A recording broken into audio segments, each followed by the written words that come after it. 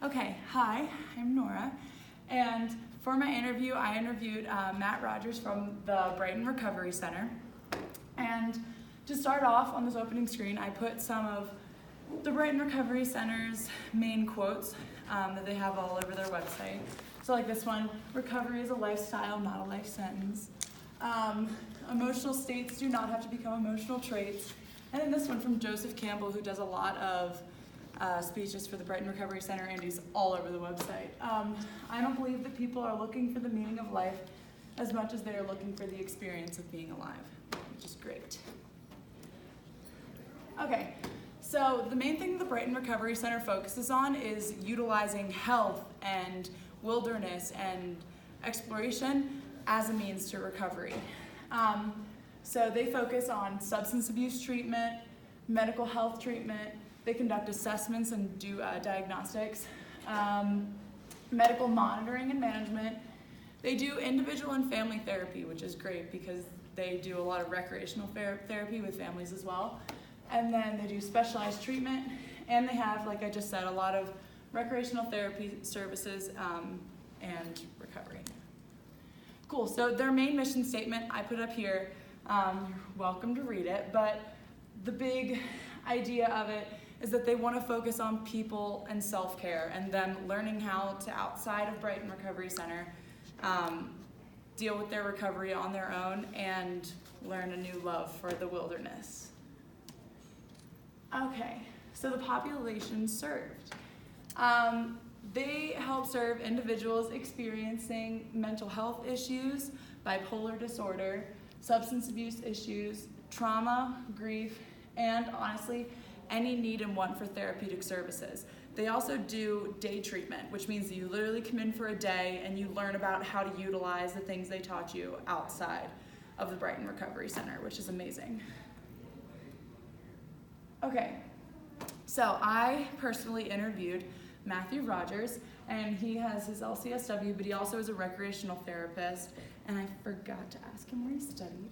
But, so yeah, he's a recreational therapist and substance abuse counselor. Basically, what he does is he really focuses on how individuals can utilize the environment as a form for their recovery. And he was amazing and extremely passionate about this. And he wanted to promote health in everybody's lives and especially encouraging the family involvement with that. And yeah, he does a lot of verbal counseling as well, and that's while he's doing the recreational therapy as well as on individual time. Yeah, he works with individuals and families. His specialties that he said he loves doing the most were hiking and painting, and he was really wanted to encourage people to get involved in art, which I thought was incredible. So he outlined his ethical behavior. So the first thing he touched on, and I asked him about, was boundaries. And he said that he likes to keep very present boundaries with his clients because he thinks that whenever you get into a situation with recreational therapy, people start to see you as their friend and someone that they can confide in outside of the therapeutic setting, which he does allow, and he does give his clients his personal phone number, but he makes sure to know that not to abuse it, and that he makes sure not to partake in activities with them outside of the Brighton Recovery Center. Private and professional life separation. He keeps a lot of things to himself. He likes to tell people about the type of activities that he does and about his own recovery story, but he doesn't get too much into like who his family is, who he is, and stuff like that because he wants it to be about the client and not about him. He wants to hear more about them. Self-care advice and advice in general. He touched pretty heavily on this because he was very adamant about how giving advice to clients is not necessarily the best way for them to discover their own path. And yeah, but as far as self-care advice, he gives them pretty much all the advice you would expect a recreational therapist to give. Just to stay healthy, that involves healthy eating as well as being in the outdoors. And he, again, is very adamant about not spending so much time inside when it comes to health. And he thinks that there is a spirituality within nature that everyone should abuse. Maintaining a professional relationship. Like I said earlier, when it comes to recreational therapy, things can be very chillax, and you'll think that it's more of like you're hanging out with clients, when in reality he does remember that he's a professional, and establishing that again with the boundaries.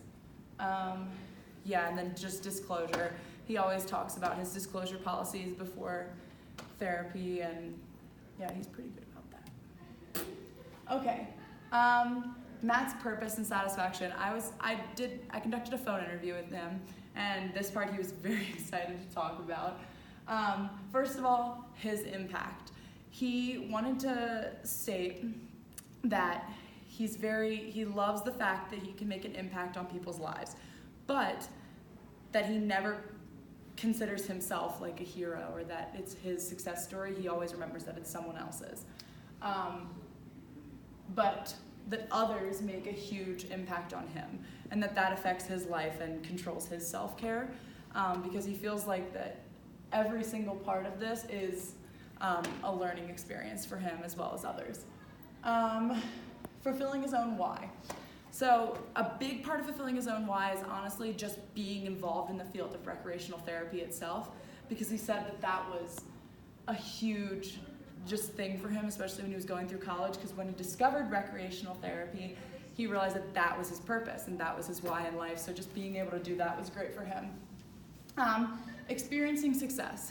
That meant for him, as well as others, he loved to watch others' success, and again, not account that to himself, but to just being able to see individuals be successful and be successful in their own families. And then he just loves learning about others, especially because there's so much that he learns throughout the recreational therapy field about others and himself. He said he learns a lot about himself and just who he can be and who he can encourage others to be. And then again, self-care. He feels that recreational therapy and participating in the field is a huge part of his personal self-care, and that it promotes him to get on with his own life and continue his recovery, because he's had, I think he said, like 15 years of sobriety, which is pretty incredible. Okay, so my own personal reflection of the job. The main reason why I chose the Brighton Recovery Center and recreational therapy combined with substance abuse is because that's the actual career I want to have. So it was really great to hear about the job and learning about all the different ways that I can get involved with counseling as well as the environment all in one. And then the interview itself, I was so stoked when HR connected me with this guy, because even though we were over the phone, he was extremely passionate about his career, and a lot of the things you hear in social work are very negative outlooks, especially because I feel like in college I've talked to a lot of people with GCFS and just a lot of counselors who weren't exactly happy or satisfied with their careers, and hearing Matt's point of view was very powerful and very motivating to keep going with my college education. Yeah, and then so the job relevance. First of all, to substance abuse, it exhibits a productive and healthy form of recovery. Substance abuse, a lot of people think that the only way you can get through it is AA, but I personally think that wilderness and recreational therapy can be one of the most effective forms, because you learn how to take care of yourself. It encourages new forms of therapy. A lot of people, when they think of therapy, you have to sit down in a room, lay on a couch, talk to a person, but in reality you don't. Therapy can come in all different forms. Yeah, and it displays how to continue sobriety. Like Matt said, it was a big point of his work is showing people how they can continue their sobriety outside of the Brighton Center. And then social work. The whole center includes individual counseling, therapy, and it displays an overall well-being for all the clients. So yeah, it was a really great place to be able to talk to, and here's my sources. But it was awesome to get to talk to Matt Rogers, and yeah, I plan on hopefully doing work with them in the future. So yeah, that's it. Lit.